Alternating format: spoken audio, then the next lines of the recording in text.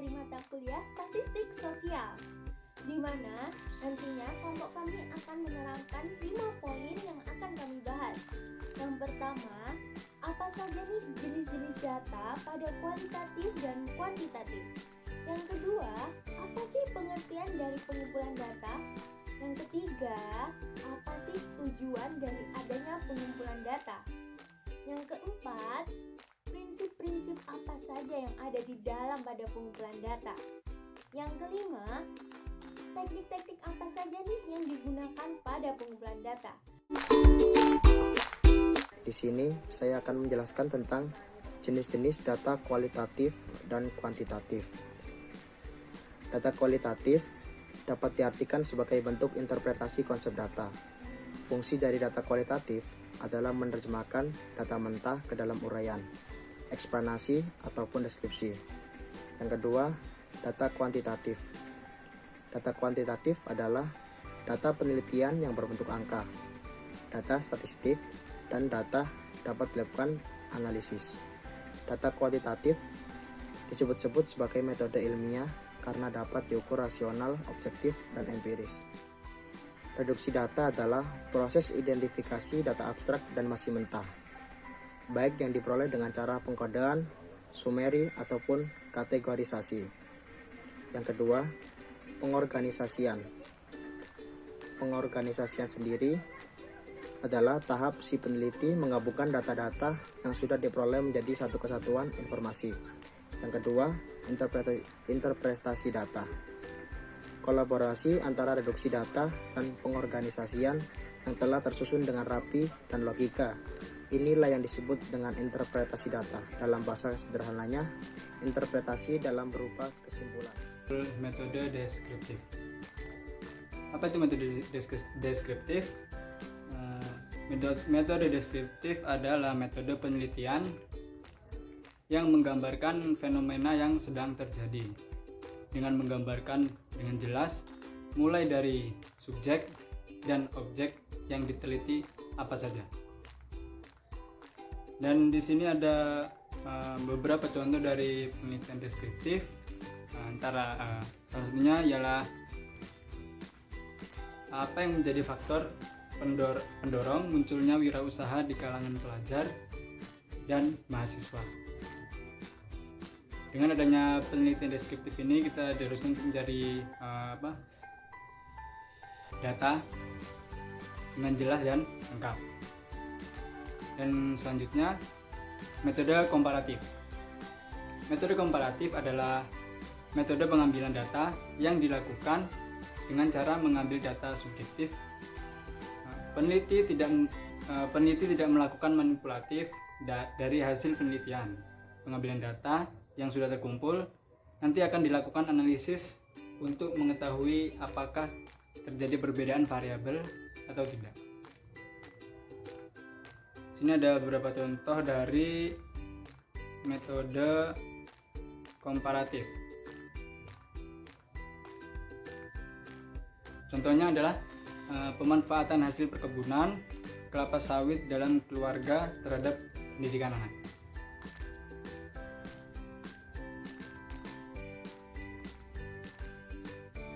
Selanjutnya, metode korelasi. Apa itu metode korelasi? Ialah salah satu data kuantitatif yang sering digunakan untuk membandingkan apakah ada persamaan pada objek yang hendak diteliti, apakah kerangka yang penulis ambil sudah sesuai atau belum.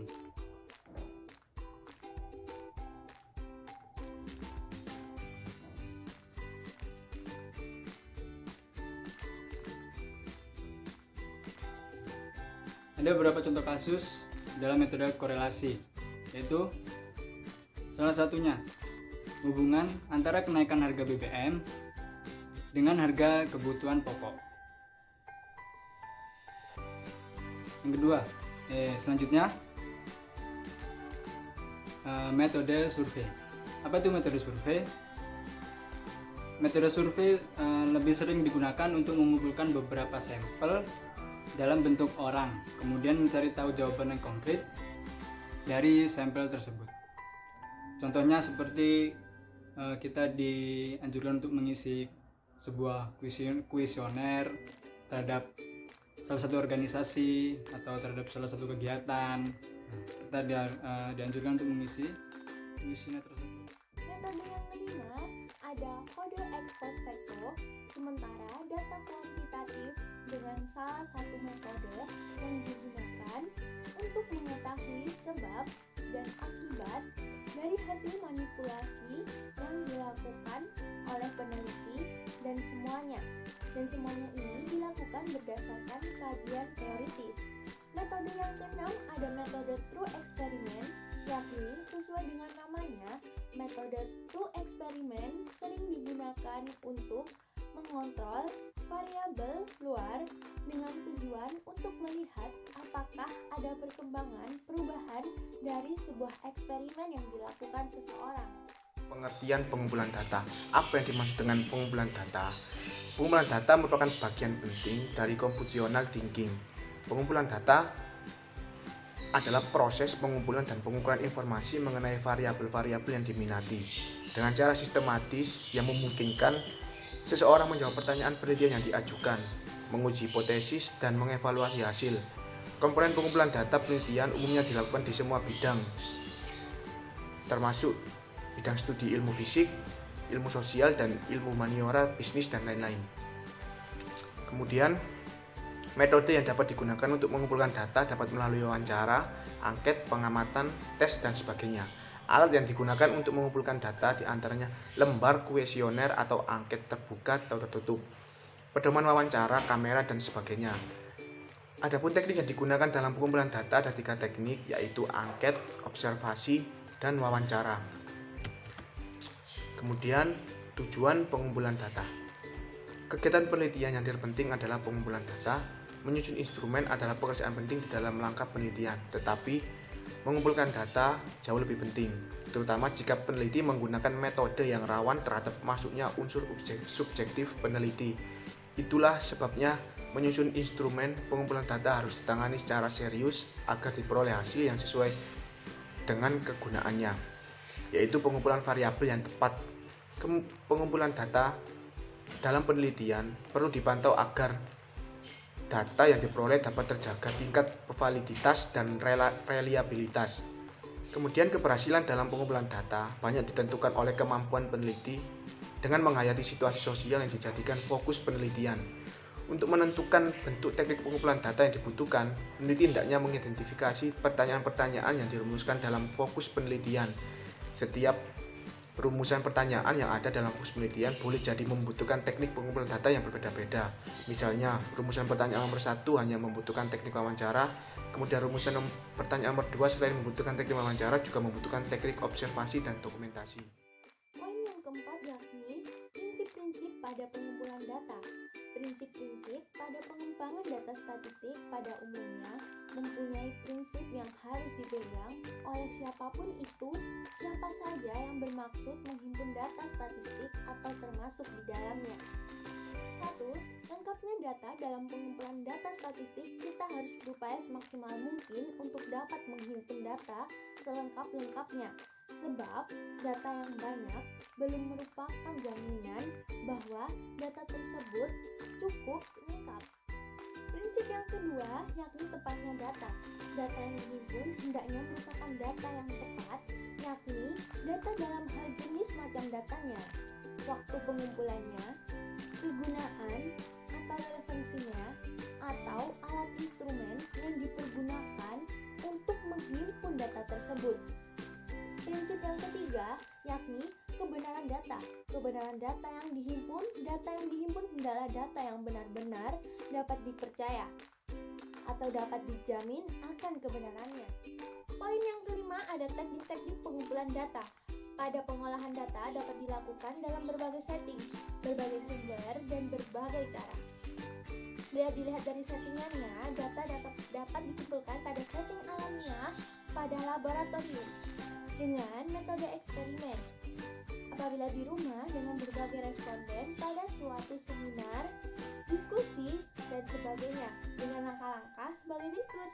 Yang pertama adalah wawancara. Wawancara merupakan pertemuan dua orang untuk bertukar informasi dan ide melalui tanya jawab sehingga dapat dikonsumsikan makna dalam suatu topik tertentu. Yang kedua, yakni observasi atau pengamatan. Pengamatan atau observasi berupa kemampuan peneliti dari segi motif kepercayaan, perhatian, perilaku, tak sadar kebiasaan, dan sebagainya. Yang ketiga, yakni dengan cara dokumentasi. Dokumentasi secara umum dapat disimak dari pemakaian kata tersebut dalam kehidupan sehari-hari. Misalnya, dalam setiap kepanitiaan hampir selalu ada namanya seksi dokumentasi. Dengan seksi ini hanya terbatas pada tugas yang dilakukan pada seksi dokumentasi untuk mengambil foto-foto kegiatan kepanitiaan tersebut. Yang keempat, ada angket. Angket atau kuesioner adalah salah satu cara untuk teknik yang digunakan seorang peneliti untuk mengumpulkan data dengan cara menyebarkan sejumlah lembaran kertas yang berisi pertanyaan-pertanyaan di mana yang nantinya harus dijawab oleh suatu responden. Kesimpulannya, untuk keperluan memaparkan teknik pengumpulan data dalam subbab ini merupakan akumulasi dari semua teknik pengumpulan data yang dibutuhkan untuk menjawab rumusan pertanyaan nomor 1 dan 2, yakni teknik pengumpulan data berbentuk wawancara, observasi, dan dokumentasi. Selanjutnya, bila dilihat dari segi cara atau metode pengumpulan data, maka metode pengumpulan data dapat dilakukan dengan observasi, wawancara, kuesioner, dokumentasi, dan gabungan keempatnya. Wawancara dilakukan untuk mendapatkan informasi yang tidak dapat diperoleh melalui observasi atau kuesioner. Dalam hal ini, menggunakan wawancara terstruktur ialah wawancara yang digunakan sebagai teknik pengumpulan data bila peneliti telah mengetahui dengan pasti tentang informasi apa yang akan diperoleh. Bagaimana nih materi yang kami sampaikan? Semoga bermanfaat untuk teman-teman semua. Sekian dari kami kelompok 10. Bila ada yang kurang, kami minta maaf. Wassalamualaikum warahmatullahi wabarakatuh.